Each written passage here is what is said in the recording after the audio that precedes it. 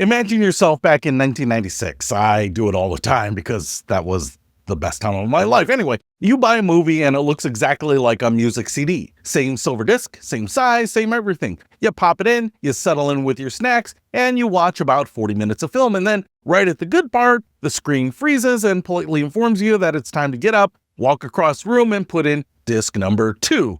Welcome to the VCD, the format that looked at the movie watching experience and asked, what if there was an intermission and attendance was mandatory? Let's talk about the video compact disc, the VCD, because a whole lot of you either owned a stack of these, which I did, usually copies that were purchased on the black market from my Chinese friend from China. And if you didn't have those, you maybe imported a shady one from an online dealer or whatever.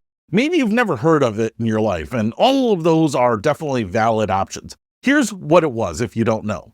A VCD was a regular compact disc that held a movie instead of an album. That's the whole pitch. Same disc that was holding your Boyz II Men record could now hold a feature film. In the mid-1990s, that sounded like witchcraft. We were coming out of an era of clunky VHS tapes that you had to rewind, and giant laser discs the size of a manhole cover, and now somebody was telling you, well, a movie fits on this little coaster thing. Well, cool, sign me up. So how did they pull it off? 2 words, MPEG-1. That's the compression trick, and it came out the same year, 1993. Here's the clever part in plain English.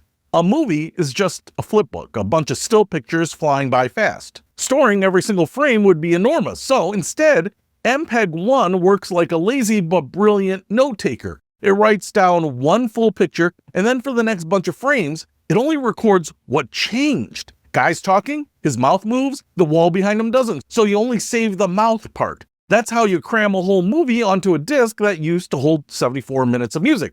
And that 74-minute number is the catch. There are 4 heavy hitters here: Philips, Sony, Panasonic, and JVC. They all got in a room in 1993 and wrote up the standard. They called it the White Book because apparently every CD format gets a color-coded binder like it's a Marvel movie. And here's the detail almost nobody knows. The whole thing was originally cooked up for karaoke. The dream was to replace the aging video systems in Japanese karaoke bars. So the ancestor of digital home movies was, at its heart, a machine for helping drunk businessmen sing Journey to a room full of other drunk businessmen. On paper, the format was totally fetch. Cheap to make, played on gear people already had, digital picture and sound. So why does everyone remember VCD as a flop?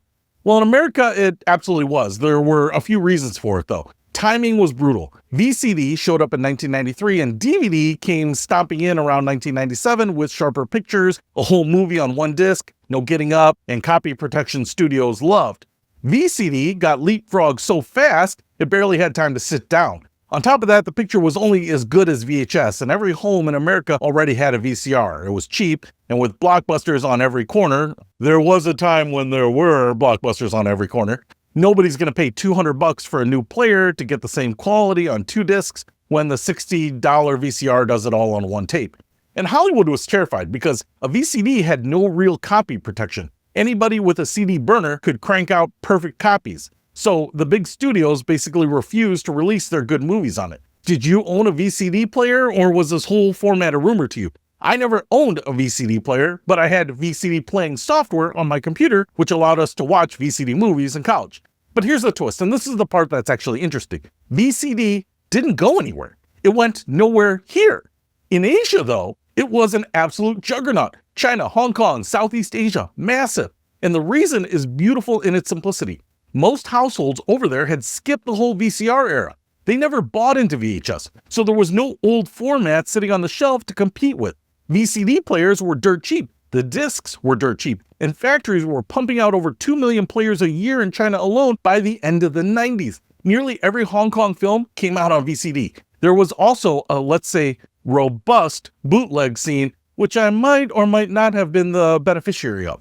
Movies that were still playing in theaters somehow managed to get on $5 VCDs by the weekend. The format the West shrugged at became the way an entire region watched movies. So that's VCD, a brilliant little idea that was too early, too blurry, and too honest about being copyable that it became a total dud in America. But it was a total giant everywhere else that the VCR never reached. The VCD walked so that DVD could run.